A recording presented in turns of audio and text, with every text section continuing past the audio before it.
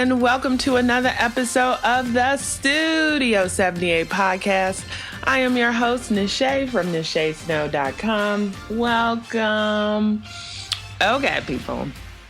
I know it's been a couple of months, but it has been a crazy couple of months. I actually interviewed Amanda before Christmas, so that tells you how far behind I am. But I just moved from a 4-bedroom house to a 2-bedroom apartment, and we didn't think the actual sale was going to go through, and at the last minute, it finally did. So yeah, life has just been a little bit insane for me. But I'm back. I am all settled in. I am unpacked. Try moving during the coronavirus crisis. It is not fun because simple things that you need, like toilet paper, are really hard to find. And also getting internet connection when there are staffing shortages is hard too. So I wasn't even sure if or when I was going to get internet. So I have been dealing with, let's just say, a lot. But I'm back. So very excited. I have, I believe, 1, 2, 3, 4, 5, 6, 7, about 8 interviews lined up already. And I've actually, like I said, had this one edited for a while and ready to go. So let's just, for the next 2 months, I'm going to do a couple of solo episodes too, but let's just hang out together as we deal with all the things and get inspired by these amazing, amazing women. Okay, so before I get into the episode, just wanted to let you guys know that I have a Skillshare course out. So for all my Skillshare junkies, I actually changed the name of my big course, which is organization and time management techniques to become a productive entrepreneur, which is really meaty, and it really gets into like organizing your life and organizing all the things in order to like be successful as an entrepreneur. Well, I kind of parsed that down. And I have like a mini version of how to organize your life to make time for your passion on Skillshare. And so for those of you guys who just want kind of like quick and dirty, go over there. You could actually get 2 months free. I subscribe to Skillshare because I love it so much, which is why I decided to go ahead and put my little mini course on there. And some of you guys who've been following me for a while know that I did kind of like a course workshop a couple years ago for another major entrepreneur brand. And so this is like that content repurposed because a lot of people wanted to get it. So, so go over to the show notes for this page, which is NacheSnow.com 101 to get all the deets on all the things. Or if you want to just jump right to my Skillshare page, you can go to NacheSnow.com/Skillshare. All right.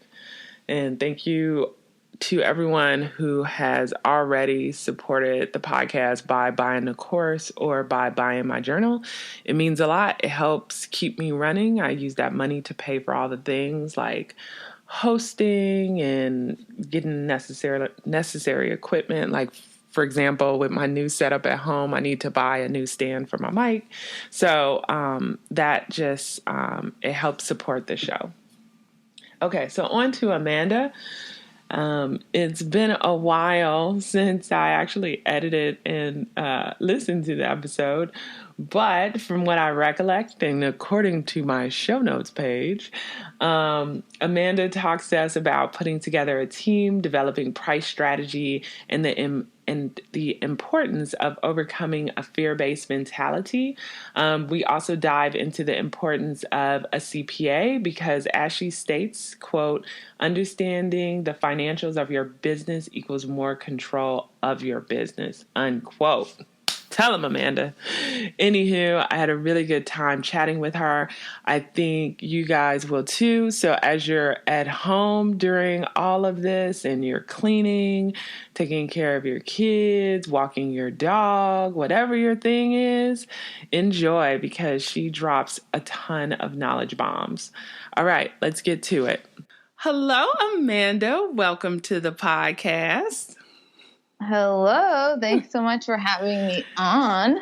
I've been like following you forever on Instagram. I love your work. So you've been on my list. I'm like, I need to email Amanda and have her on here so I can share her story. Being on someone's list. Yeah. Perfect. Thanks so much for being on here. But before we just get into Wide Eyes Paper Company, can you just tell the listeners just a little bit about you and your background before you even started that? Totally, yeah. So I am from Southern California. Originally grew up in San Clemente, which is a small beach town, and didn't venture too far from home for college. Went down to San Diego, where I went to a school called Point Loma, Nazarene University. A really small school on the beach, and I'm a surfer, so that was great for me. A little jealous. Yeah. And I played college basketball there, fun fact. And so I majored in graphic design and fell in love with pretty much everything about it. And so shortly after college, I started an Etsy shop, basically, which is now Wide Eyes Paper Co. Okay, so you're now in Portland, right? Yes. So I moved up to Portland about 5 years ago, and I love it. The Northwest is amazing. It's full of tons of creatives and a lot of female entrepreneurs, which is awesome. I kind of think of Portland as like a female-run town. Like there's all these amazing women starting businesses, owning businesses, and so it's a really great community. For someone like me who owns a business to connect with other like-minded female entrepreneurs. Yeah, it's interesting. I have it on my list to like go to Portland or try to find like a creative conference in Portland to go to, because I feel like over the last couple of years, like Portland has just blown up and that's where all of the creatives go, which is amazing. So is it just like literally the majority of people in Portland are in some kind of creative business? Because I feel like every time I see a creative online, it's like Portland, Oregon, Portland, Oregon. Yeah.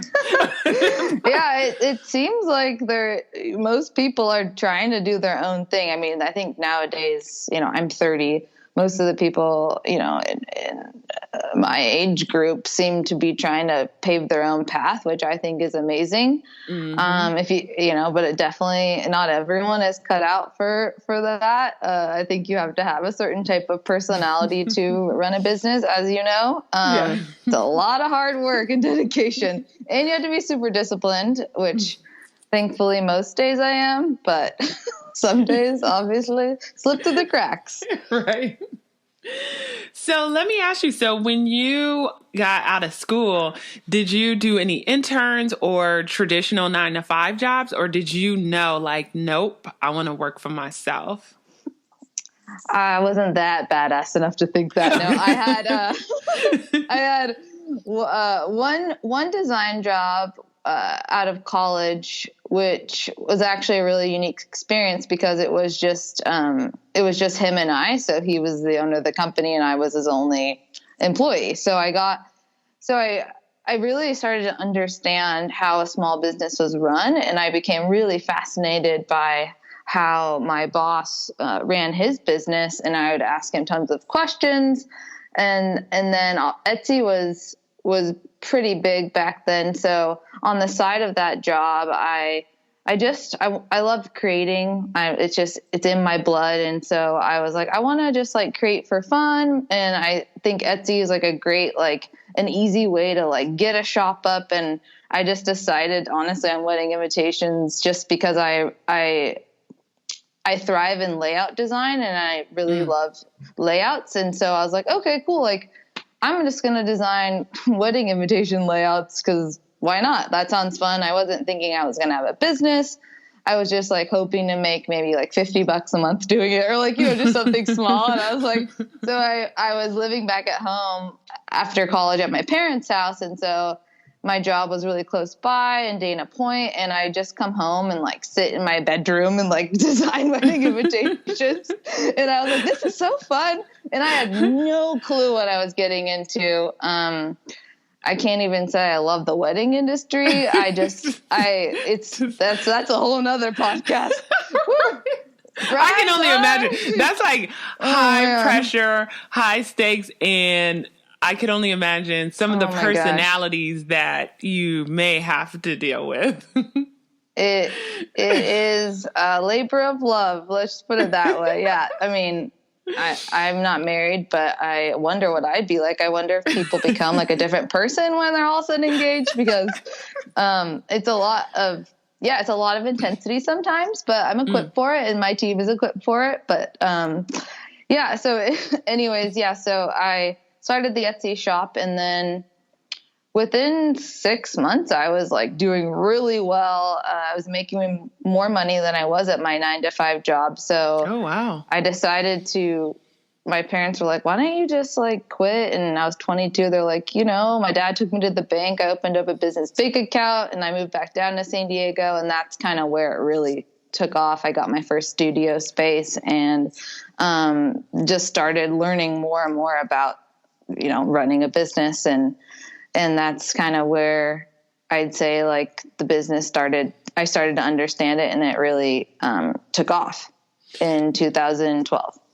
Now, let me ask you a question. I'm just breaking it down for some people who are like, wow, how did she do that? Yeah. I can feel their energy now. But when you were on Etsy, were you doing like custom wedding invitations, or were they, sort of templated? Like, how did you start it off so it was like manageable? Yeah. So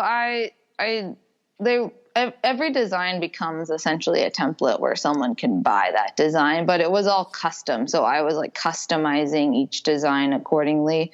At that point, the first year or two, I didn't have custom watercolor, but one of my friends, and that's something that Wide Eyes is now, I heavily market that. One of my friends was a watercolor artist, and I was kind of just curious about the different mediums I could include into my design aesthetic. And so I was like, hey, can you paint like a barn and a mountainscape for me? And she's like, sure. And so I had her do that. And then I scanned it in and started playing around with it, using it on the bottom of my design layouts. And then that's where I feel like the really custom nature of the work started to shine. And people were like, and then I saw people, when they saw a mountainscape, they're like, hey, can you paint my grandma's house? And so then I started hiring my friend to, paint these custom orders that I'd incorporate into the design aesthetic. And so then it became more and more of a custom business. And then I saw the trend there, and I was like, okay, cool. And I dabble a little in illustration, like pen drawing, but I've never been trained in watercolor. And one thing I'm learning in business is stick with what you're good at and hire someone to do the rest. And so I'm like, I'm sure I'm artistic and can draw, and I'm sure I can learn watercolor, but I don't want to. And I can hire someone that's been trained in that. And so, but yeah, and I used to illustrate the portraits of the couple, and I'll never forget this. I did it like for a fun inspiration shoot. So I drew these random people from my head, and then I displayed the set on Etsy, and then people started asking me, they're like, hey, we love if you could draw us. And I was like, whoa. I was like, what did I You're like, I'm now offering my, I was like, I can't do you guys. But then I figured it out. I was like, actually, I can draw portraits. And then I started trading my best friends, and I was like, hey, can you guys, some of my friends wanted to make some money. And I was like, hey, I'll teach you how to do these portraits. You want to make an extra buck? And so I remember trading my couple of best friends at the time, and they started drawing the portraits because I didn't want to do. So, I mean, it's just, you kind of learn, and in the beginning, you say yes to everything. I decided. Yeah. Because you just don't know, right? Like, it's like, I feel like you experiment with a bunch of things and then you figure out like, okay, this is worth my time and maybe I should cut this out. But it's like, you don't know unless you try. Yeah, 100%. I tried lots of things and sometimes they don't work. And sometimes you surprise yourself with a new skill set, and that's always a bonus. But what I love about what you just said is because I think sometimes people are like, oh, my strong point isn't drawing, painting, making flowers, insert whatever, But but you're right. If you have the vision or if your talent is in layout or, selling or whatever it is, then you just surround yourself with people who can help you accomplish your vision. Where I think what I see a lot, especially on social media, is like people trying to pick up skills that they're going to be okay at, right? And then you waste all your time trying to be great at something that you could like have somebody else do, So, Yeah, I 100% agree. I mean, I think it's like kind of setting the ego aside, and at least for me, like realizing like I can't do it all and I don't have to. And like, no one does. Like, big companies, no one person's doing all the tasks. Right. Cause even if you, Because if you could become like, even a world famous like watercolorist, if you were like, you know what, I don't really think I want to do that and be that, then why even, spend the time to do it? Yeah. Yeah, I 100%. Yeah, agree. Okay, so you're like, okay, this is like something. You have your studio, and your friends are like, sure, like we're gonna ride this wave. But like, what do you need us to do? What kind of happens next? Did you end up like kind of niching down and saying like, okay, we're only going to do custom illustrations for, I don't know, I'm like making up something, but for people, or we're only going to do hand lettering, or like, how did you figure out like what you were going to concentrate on once you got into your studio? Yeah, I mean, I think I'm lucky in the sense where I'm left and right brained. So I very much am creative, but I also really enjoy the business side. So I think like naturally I just kind of took notice of what people were wanting to buy. So that's where I focused my attention on. So I'm like, okay, people, or like, there's always like, I remember back in the day, like there's always like 2 designs that people loved. And I'm like, why do they love these layouts? And it was like, they chose the same like template in a sense. So I kind of was like, okay, like, what is about this design that people are attracted to? And sometimes I would ask them, be like, what, like, why did you choose this one? And just kind of like taking my own mental notes on what people were attracted to. And also like not looking too much into my own industry, like if that makes sense. So I think sometimes we can focus on what everyone else is doing and then compare and then try to be, and then you end up kind of creating something similar, where I think over the years, I've prided myself in innovation in my own creative ideas. Granted, of course, I find inspiration from people and places and things, but typically I try to not look directly into like, what are other stationery companies doing? Just because then like you kind of end up just kind of looking like everyone else. And so I think I have a more masculine design style, and I've created a brand that attracts both like men and women. So it's fun to like get like a man contacting me, or, and I'm like, oh, it's always like a fun surprise. He's like, I love your stuff. And it's like, it's just kind of it's just like cute. Like, or I'll have a bride that's like, my fiance just really likes your stuff. And I'm like, oh, sweet. Like, I think that's like important. Like my brand is not frilly, or I don't like pink. I very much like earth tones and organic and natural and kind of like gritty and whimsical.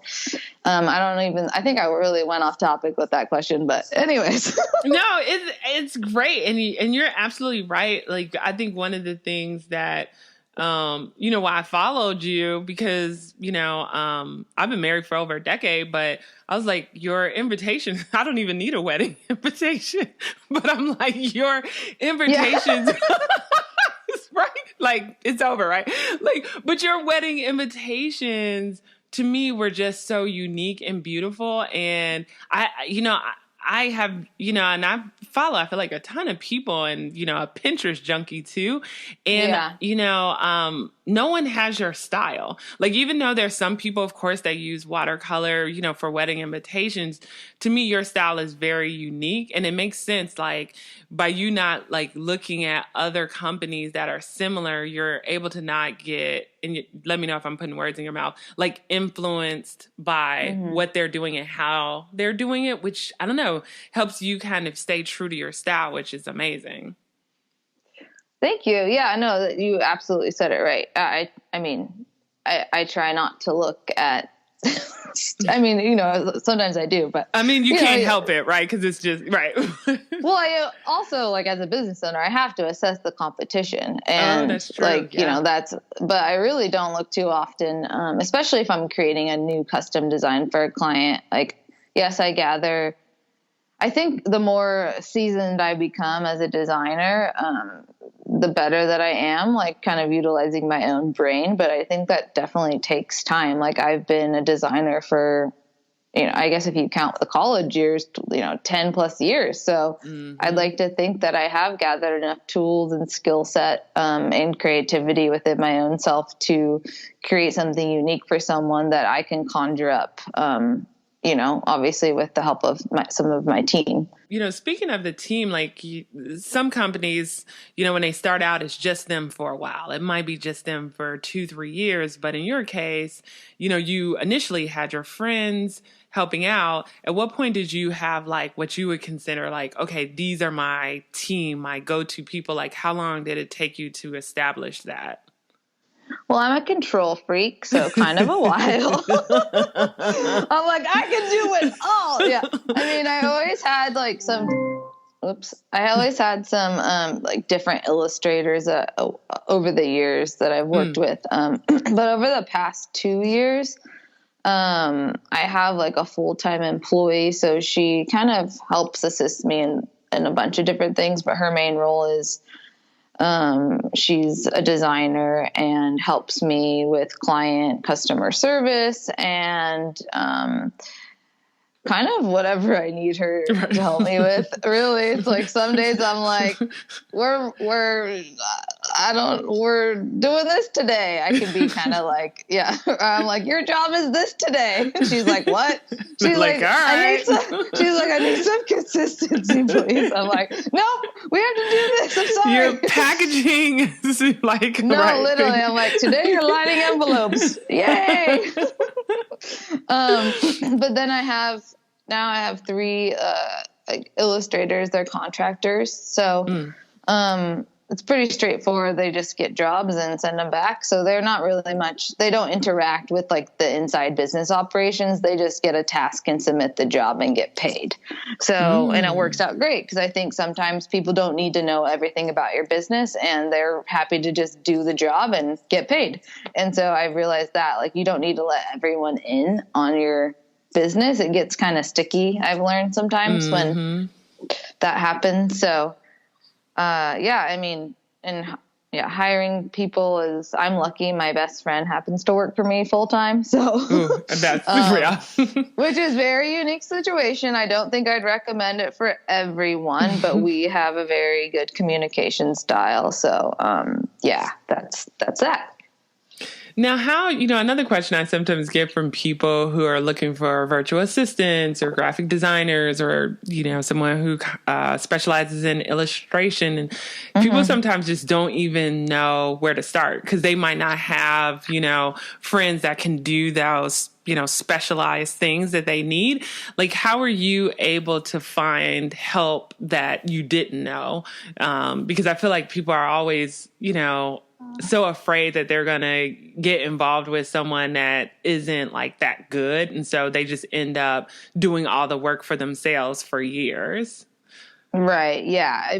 I feel like for a while I did a lot of the work myself, but to be honest, my business has grown so much and so fast, especially the past year, that I'm actually looking into a virtual assistant like ASAP because, we have so much work, and these clients they expect a lot, as they should. They're paying a premium for a product, and I'm realizing as a business owner, like, we don't have enough people to answer them in a timely manner because we're too busy fulfilling all the orders. So that's a good problem. it is and it isn't, because if your business grows too fast and you don't have the right people set in place, like, clients will be disappointed. Yeah, Clients will be disappointed. You have, and it's like kind of an urgent problem. Right. Or you just have to take on less work until you can figure it out. And that's kind of where I'm at right now, is realizing that, wow, okay, like, yes, that's amazing that the business is growing and we have so much work that I have to hire another person, but it's just like another like skill you have to learn. I'm like virtual assistant now. I'm like super into figuring out, like, because essentially I just need someone that's going to respond back to the customer service questions, and I'm learning, like, how do I find the right person for like, that? Yeah, because that's different than hiring a creative, right? Like, it's totally. It's just different. Yeah. And then for your creative, the people that you've found that are creative, are they mostly local, or did you just find them online? Yeah, I mean, my best friend is, I found her in college. Yeah, she was easy. Yeah. And so that was a good find. So she's creative and she's a designer, so it's basically her and I doing all the layouts and creation. And then the illustrators two of them are in Portland, which is awesome. So I just posted in a local art shop. I designed a flyer and I said, looking for illustrators. And then I had a few that called me up, and I viewed their portfolios. I always give test jobs because there's a certain type of illustration style that I want for my company. And so some of these illustrators have had to change their styles a little bit to like kind of fit the scope of what I'm looking for. But I mean, like anything, it really is like trial and error. And then, thankfully with the illustrators that work for me, they're actually like really timely and they're responsive. And like, that's what I need, because I'm in a high, fast paced industry, and I can't have people that work for me are like late on deadlines, because that just reflects really poorly on my business. And so it's, and then you have to figure out how to get the contract set up. So there's a lot of logistics that go into hiring someone, but I really believe that if you get the right people on your side, your business will grow even more, and you'll feel less stressed as the owner. And then how did you figure out, another thing for people is pricing, right? Because I see now, like, of course, folks out there, you go to wideeyespapercompany.com. They got the packages, the details. But I know in the beginning, it probably wasn't, you didn't have all the packages or weren't sure how to kind of set everything up. So how did you figure all that out? Yeah, that's kind of tough. Sometimes I'm like, I look at the competition in that sense, and I'm like, okay, like, it's also like over the years assessing what you feel like your value is. And that's something that's a personal, I think, choice as a business owner, to be like looking at your market and your competition and being like, okay, like, I am offering a unique service and item, and it's worth a premium because people are getting a really unique product. And then I think one of the things with pricing too is kind of I test things out. So, if I'm charging X, Y, and Z, maybe in 6 months I add a little bit on, and if people are still paying for it, then that's a good move. And so I think it's constantly maybe raising your prices as you feel like your product is becoming more valuable. And if people stop paying, then obviously you have to reassess. But if people are like not even flinching when you raise your prices, then that's great. Like you're doing what you should do as a business. You're growing your business. No, that's smart. Super smart. Yeah. And I'm not really, I still have the Etsy shop, but I don't focus on that. It took me about 3 years to build out the official Wide Eyes Paper Company website. And I think having your brand, your brand stand out, and your website, everything, especially as a design company, you can charge more when people are getting the experience they want, especially when they go to your website. I think it's extremely important to have a website like yours is beautiful, easy to navigate. Yeah, but it's important because you're selling yourself, and people will see that you've spent the time building out this website where they're like enamored by it, where they want to buy your product. Mm-hmm. Yeah. And then, because I know a lot of creatives that are on Etsy now, and then some of them have transitioned to a website and then have both, but, of course are having people go to their main website now. How did that transition look for you? Because I know sometimes people struggle with it. Like I know like sticker companies who've made, like their main business is off of Etsy. And then now they're just like, well, I don't want to have to do all the fees and everything. And I want to now do my own website, but their whole, like the majority of their customers is on Etsy. So how are you able to, I guess, move people over to your website? I mean, I don't remember like how I just moved people over. I think I started to like, which I don't know if it's like illegal on Etsy. I think I just started like when clients had inquiring on Etsy, I was like, you can check out more on our website. Like, right, I was linking them over, and then, Etsy's processing fee has gotten up a lot since I started. I think they take 6.5% of each sale. That's a big chunk. And I process all our invoices through Chase Bank, which I get a significantly lower rate. But as far as transitioning off of Etsy, I just think it kind of happened naturally over the years. Especially I've spent a lot of time building my social media account for Wide Ice, which has proven to be a really great strategy. I know that lots of clients find me on Instagram. It's such a great tool for businesses. At least I've seen a huge growth in my business focusing. That's the only marketing I focus on is trying to post on the Instagram once a day. Yeah. Yeah. And do you think because this is another question that comes up, because you've been really successful on Instagram and getting followers. Were you kind of like on Instagram right when it began, or were you featured somewhere? Like, how were you able to like build that following? Because that's a question I get from people too. Yeah, that's a good question. So the algorithms are always changing on Instagram. And I think, well, to answer your question, yes, I was featured by some big companies. Some of the studio spaces that I've had, I'm also, I would say, an interior designer in another life. And so West Elm, I had an office space in San Diego that I built out, and West Elm took an interest in that, and they did a big blog post on me and my studio, and then featured me on their Instagram. And at that time, when a company with a lot of followers features you, like that day I would get like 2,000 new followers. And so I remember that. And then also I was Etsy's featured seller, and that was and at that time, like Etsy was still, I don't really like follow up much what's going on with Etsy now, but at that time when Etsy posted about you, you'd get a ton of traffic. So I know and I believe that's the only way to grow your following fast is if someone with a larger following, like 200,000 followers plus, posts about you.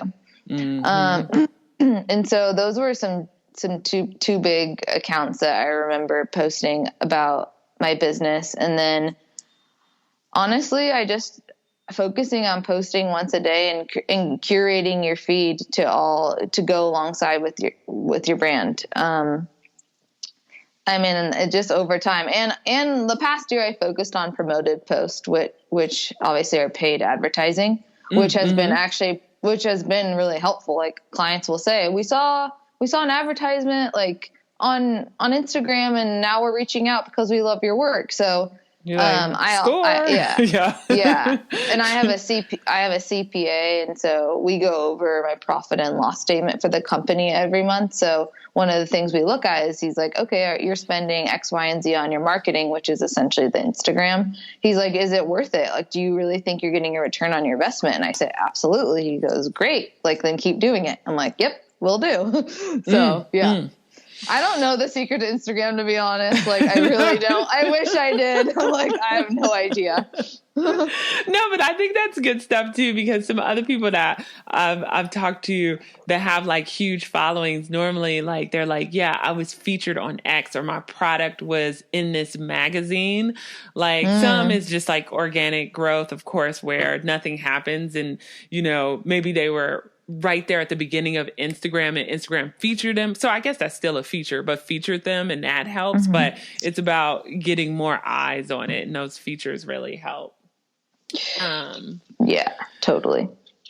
And question for you, because this is, I'm glad you brought up like the CPA, because I feel like this is another thing that comes up. Like for you, especially in the beginning, did you, I know you mentioned like your dad like took you to the bank and, made sure you had like a business account, which is like great, because most people are like, they just mix money, right? Like it's like personal business all together. And so like, for you, like, what do you think has been beneficial? Like, do you have like a lawyer and a CPA and a business manager? Do you kind of keep it simple? But how are you, like, who do you use to kind of keep yourself like sane so you're not doing everything? This is another thing that's great to outsource. And I learned at a young age. My aunt is actually a lawyer, so she is on my team. And so, I think I'm lucky, because anytime I have a question, a legal question, or need a contract made, I have my aunt, who is she's in Portland and she's one of my best friends. And so she helps me with all the legalities, which is fantastic. And it's great. So I recommend someone absolutely should get a lawyer. And then as far as like a CPA, understanding the financials of your business equals more control over your business. So something that I've learned is to not be afraid to look at your numbers, to really understand what your gross profit is. What is your net profit? Like, where are you spending your money? Where are you making money? And that's something a CPA has really taught me. At least I believe I have a really great one, because we go over all the financials of the business every month. So like, if there is something out of whack, I see it. Or if I'm spending too much money here, I understand that. Or if I can't afford to hire someone, then I know like what I need to make to afford that. So and I think there's a lot of value in understanding what's going on in your business, and people are there to help you. And you have to pay them, but I think it's absolutely worth the investment. And so that's something that I've really learned along the way. And at a young age, I had that dialed in, which has helped me honestly grow my business and buy my own home a year ago. And I think it's because I've been smart with my money and the business, and that's that. Yeah, I love it. And then, something else, which is, and you can let me know if it's like too weird or too personal a question, is something else that freaks people out is health insurance, because they want to go out on their own, but they're like, oh my God, health insurance is so expensive as a business owner. Like, have you figured that piece out? It's also a write-off. And so, at least a percentage, I like to think everything's a write-off. I'll like call my CPA and I'm like, so I went shopping and like, because I had a business meeting, and he's like, isn't your business online? I'm like, like I wanted to feel good. Okay. And so if I look good, I feel good. And then the meeting on the phone goes well. I'm just kidding. I'm like, come on. Work with me. Yeah. I'm like, can you just like work with me? Like, yes, Nordstrom's. I have bought envelopes at Nordstrom's. Okay. It's a write-off.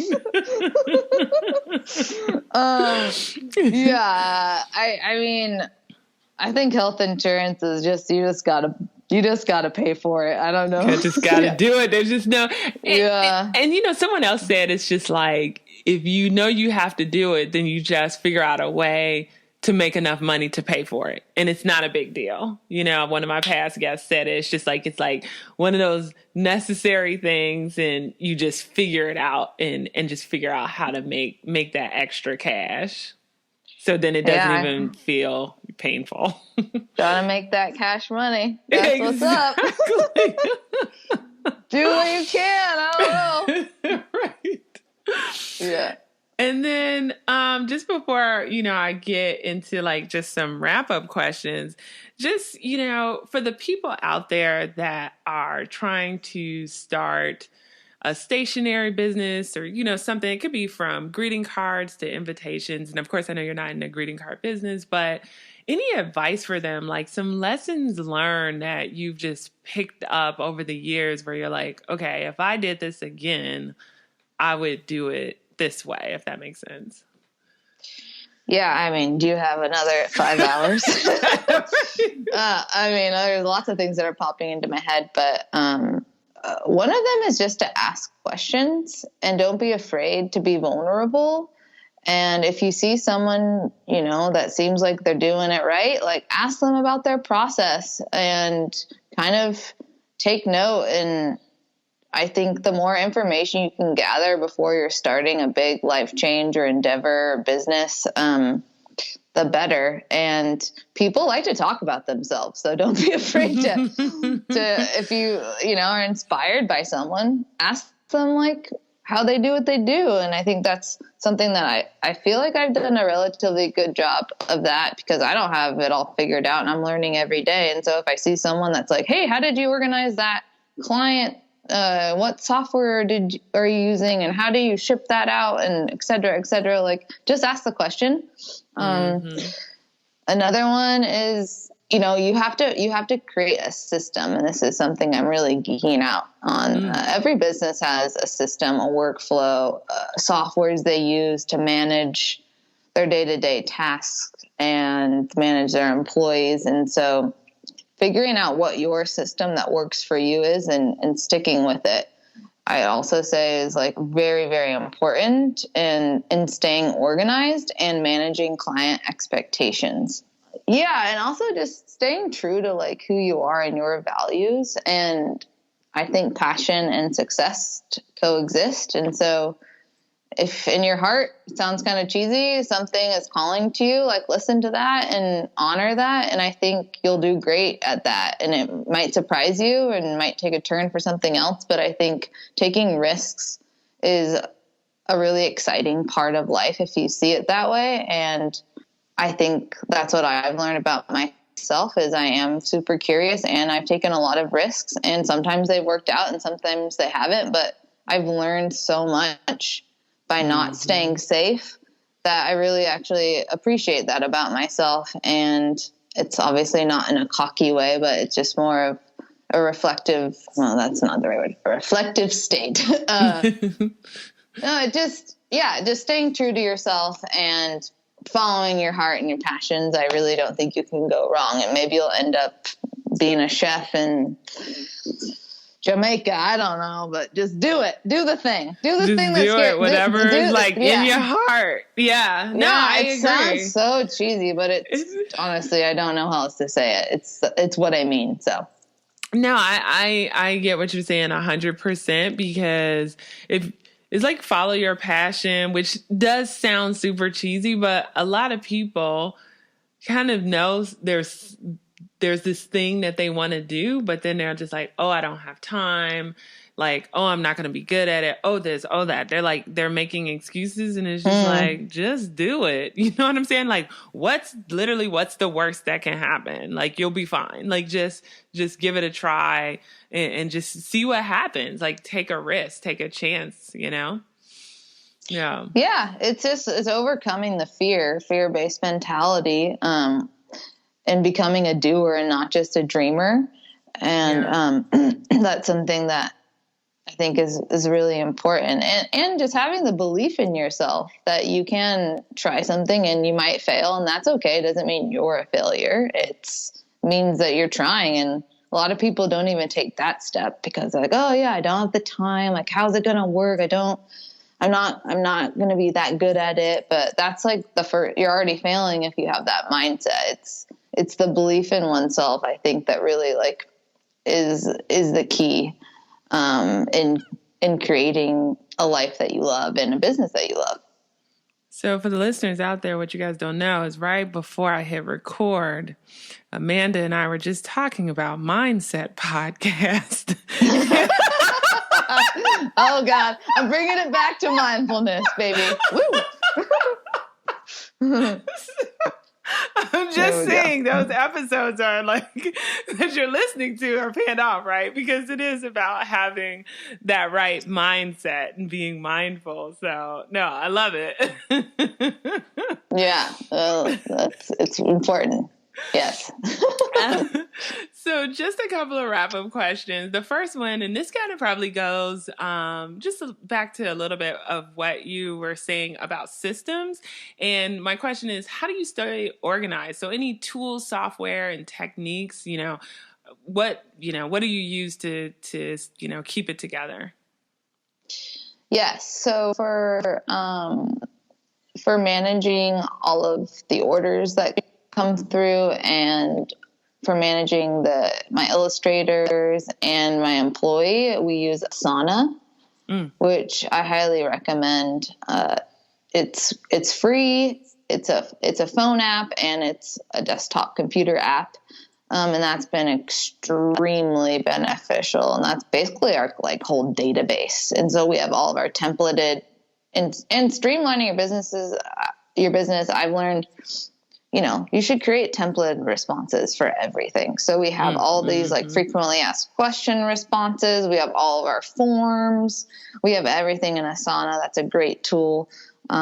Personally, also for my day-to-day tasks, I use an app called Things. And so you can organize it based off of personal projects and business projects, which are my two categories. So, I highly recommend that app just to check it out. And then obviously I still do written to-dos here and there. The classic whiteboard in the office. But those are my two. Evernote is also great. I've used Evernote in the beginning of my business for years.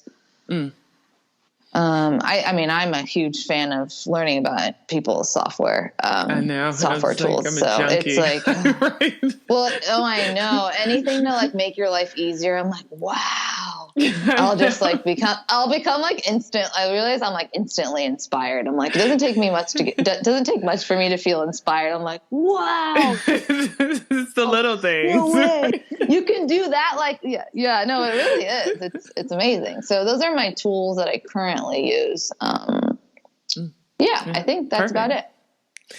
And then, do you have a hobby? Oh, yes, I do. Well, I have a dog. And so right now I'm like super into the cool mom dog training. I have like the leash with the wraps around my waist, and I'm carrying the bag of treats with the ball in my hand. And so we do, I have like a whistle and another. I'm like, wow, I officially look like a crazy dog lady. So one of my hobbies is just kind of playing with my dog, and we go on long walks. I'm also really into reading, so I read a lot of business books. Ones I'd recommend are Deep Work by Cal Newport. I'm really geeking out on this book called The Art of Stress-Free Productivity. I don't remember his name, but he's all about systems, so you'd love it. It's how to organize your life. His main concept is not everything in your head doesn't belong in your head. So basically, if we have all these lists in our head, it's not going to free up our energy to be present at the task at hand. So he suggests that you find a place, a place to document where all these things in your head should go. And so anyways, it's a lot, but, so reading is a big hobby of mine. I love to exercise. So I'm really into yoga and spin and lots of walking. It helps clear my brain. I love listening to podcasts. I really enjoy cooking and cleaning, surprisingly enough. And interior design is another hobby for sure. Oh, yeah. You did mention that. And then what kind of dog do you have? He is a mini Australian Labradoodle. Oh, I'll have to Google that. I think I know. So cute. How they look. Yeah. You could put him as my picture for the podcast. I'll just send a picture. They're like, oh, this is interesting. He's so cute, though. They probably rather look at him. I mean, I don't know. Well, it's so funny. I interviewed Jen Hewitt, and she was the first person who sent me like a picture that had her dog in it, and I was like, "See, that's love right there." You know what I'm saying? She is a fur mom. I should send you one of those. That's a good idea. Yeah, she did. I had a lifestyle blog last year, and then I realized that's too much work for me. I already have an online business, but I have a bunch of professional photos of me and my dog for the blog. So, yeah. Anyways. No, but that's cool because is the lifestyle blog your like just your name, Amanda Franz? Yeah. Okay, because I saw that and I was like, oh, I didn't even know she had a blog. I was like, whoa. Yeah, I have a whole other Instagram that's like, it was, again, I wanted to be like a lifestyle. Like I was like, oh, it sounds fun, like to be a lifestyle kind of blogger. I have a very interior designy house, so I was getting some like companies around Portland that were, you know, they would basically want me to shoot their, photograph their products in my home. And then I was a part of that. And so I went through this whole year where I actually did a trade with a photographer. So I designed her stationery and she'd come over and shoot me in my house for my blog. And then I realized I don't have time to have a blog. This is a lot of work. Oh my goodness. This is what you need this VA assistant for, because when I saw that you had the website, I was like, oh my God, I need to subscribe to this. This is beautiful. This is amazing. So you can't stop now. I know. You know, I mean, I think like I would like to pick back up on the whole, you know, blogging, and my intention behind it was to do it a little differently. Like I wasn't like just like, hey, here's my new sweater. Like I was trying to create an intentional blog. So I was talking about the things that matter. But then I realized that takes a lot of time to come up with these like intentional, right? Like journal, or I would say they like were pieces from my journal. And like I really like to write like poetry and that's another hobby. And so, but yeah, lifestyle blogging, hats off to those people that do that. Because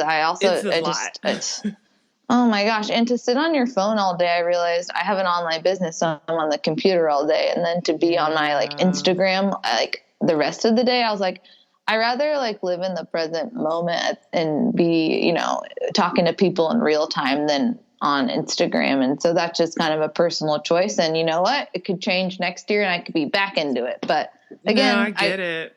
Yeah, I tried it though. Like I gave it my shot. I designed the website out. Like I started the Instagram and it actually did pretty well. And I still have it and I post on it sometimes, but it's just right now not a priority for me.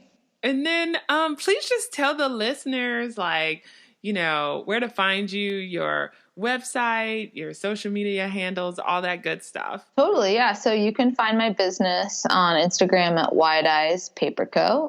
You can also view the work at wideeyespaperco.com. If you want to check me out, you can check out my Instagram at Amanda J. Franz. And then my website is amandafranz.com. Well, Amanda, I appreciate you letting me like pick your brain and ask you all kind of like weird questions. So thank you. Thanks for sharing your knowledge. You're welcome. Yeah. Thank you so much for having me on. This was a blast. Well, I think Amanda was absolutely amazing. Please tell me your thoughts over on Instagram or Facebook. Just you leave your comments under this post or DM me or Amanda. But thanks, Amanda, again for coming on. And as we're dealing with this coronavirus, thank you for just letting my podcast be one of the sources of information that you're taking in during this time. And I promise I will make sure that it is super useful. So while you're at home, you can actually do some of these practical tips to prepare your business for when things go somewhat back to normal. All right. Well, as I mentioned earlier, definitely check out my new Skillshare course. You could just go to nachesnow.com/Skillshare. Skillshare also has a lot of other amazing courses. When you use my link, you'll get 2 months free. And that is a great way to spend your time. Let go of Netflix for a little bit, get some learning in. But anywho, thanks again for tuning in, and I'll check you guys out next week. Take care. Bye.